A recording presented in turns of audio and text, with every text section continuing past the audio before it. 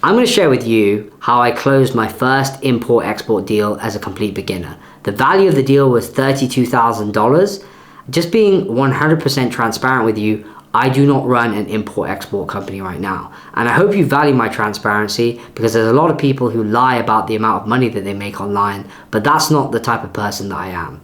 I'm going to give you the complete raw and unfiltered truth about running an import-export business, and I'm also going to tell you the steps that I made to close my first deal. With many things online, a lot of people think that things get done quickly, that you start a business and instantly you're going to make loads and loads of money. That is the furthest thing from the truth, because honestly, it was probably one of the hardest experiences of my life pursuing this business. I'm going to show you the key pillars that you need to do in order to succeed. And why should you listen to me from someone who isn't even running an import-export company? Well, I actually work one-on-one with clients and some of the largest import-export companies in the world. Some of these guys are doing many millions every single month and many millions every single year. So I do know a fair bit. I myself do not run one, but I think you can get a lot of value from what I'm about to share. The first thing that I want to say is that I wasted a lot of time, and you'll quickly understand how I wasted a lot of time. But let's start at the base principles. To run an import-export company, there's a couple of things that you need.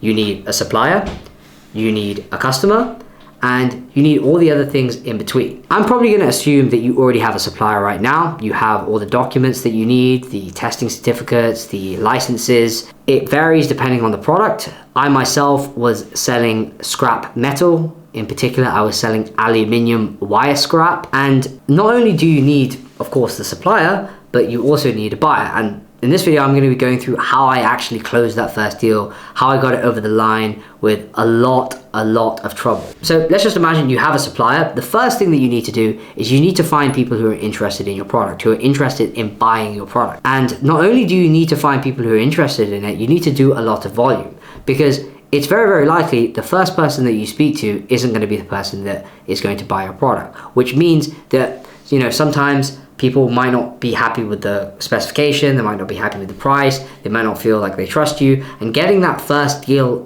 done is actually very much hinging on a lot of those three factors that I just spoke about. I was limited in cash and I didn't want to spend too much money, but that also became a little bit of a detriment as to why I wasted a lot of my time and eventually my life, because I'm never going to get that time back. And that was using a specific website. And that specific website was Go for World Business. Now, there's many other websites like this, these B2B websites out there, where one can post a job on the platform, and once they have posted a job on this platform looking for a specific product, whether it's sugar, whether it's rice, whether it's oil and gas, whether it's, wooden blocks as an example. Anyone can post a job post on this platform, and then essentially what people would do if you pay a subscription to these websites is that you get access to replying to these job posts and then getting the contact information of the person who posted it. So I signed up to a website like this. It was called Go for World Business. There's other ones just like this. And I honestly thought when I first heard about this is an absolutely crazy way to get new customers.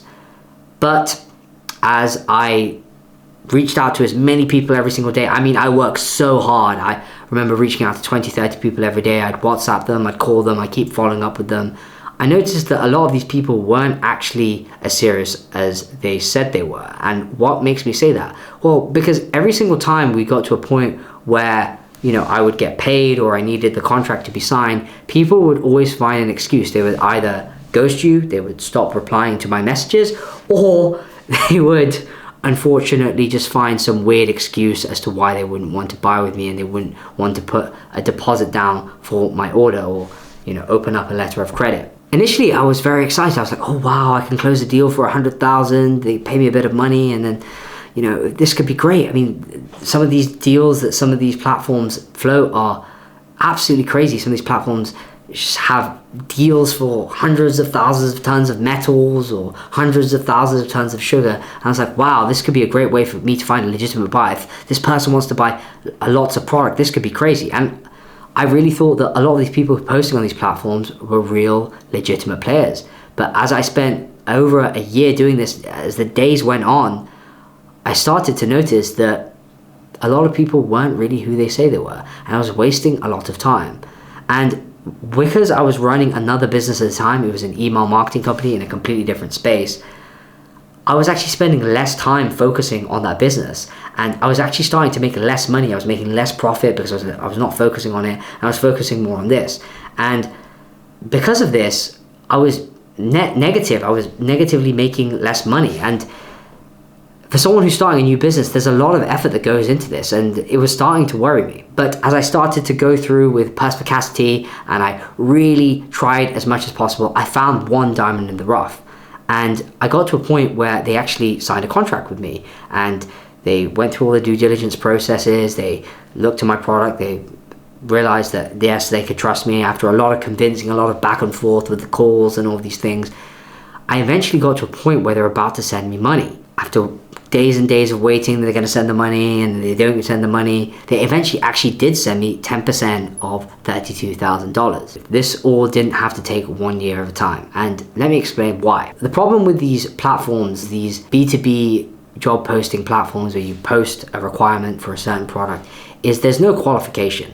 And because there's no qualification, anybody but their grandma can make a job post on these platforms and say that they want to buy a large amount of material. Then what happens is a bunch of people who want to supply this person reply to the post, and they inundate this person. But this person typically isn't actually someone who's serious. They're usually a middleman. They're usually a broker.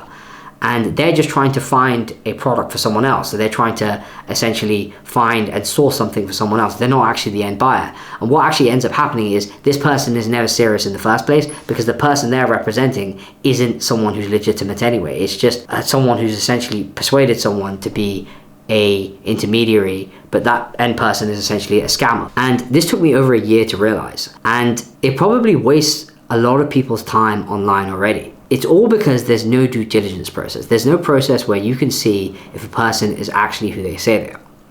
Which brings me on to my final point. What is more important to you? Especially when you're starting a new business. Do you want to waste years and years getting off the ground? Do you want quick success? If you want quick success, typically you don't go for the cheap option. And in this instance, I went for the cheap option. These B2B job posting platforms are very, very cheap. They're incredibly cheap. And this is why I think they attract a lot of people, just like myself. We're just trying to spend a little bit of money just to make lots of money. But unfortunately, when it comes to doing real business, you have to invest. And this is the one thing that I really failed to understand.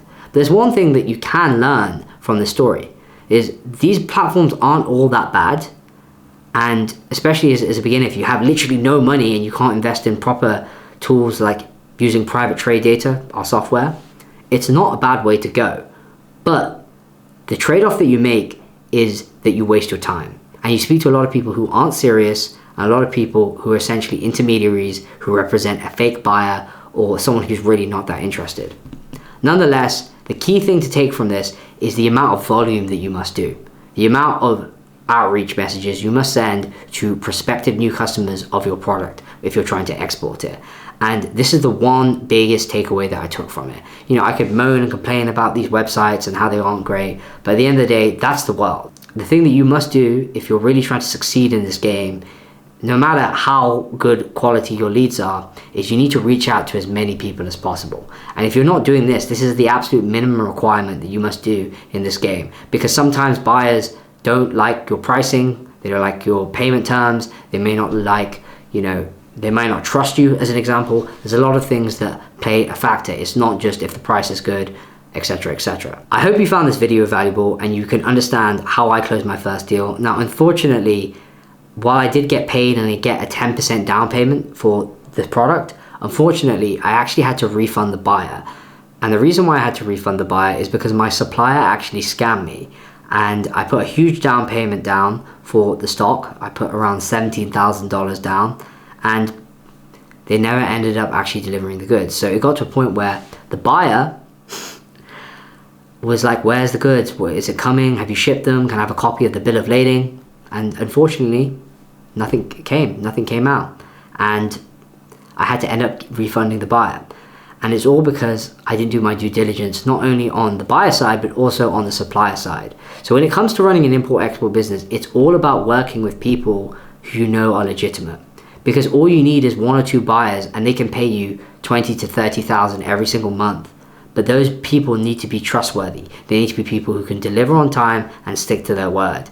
And that is the key when it comes to import and export. It's not just about reaching out to lots of people, but it's also about dealing with trustworthy figures. Now, if you want to find a way to find new suppliers, and you want to find suppliers that won't scam you and have a legitimate track record with past shipping history, and typically if they have past shipping history, you want to click this video here, and I'll go through the exact methods you need to do when it comes to supplier due diligence and you don't mess up. I hope you found this video valuable. I'll speak to you soon. Goodbye.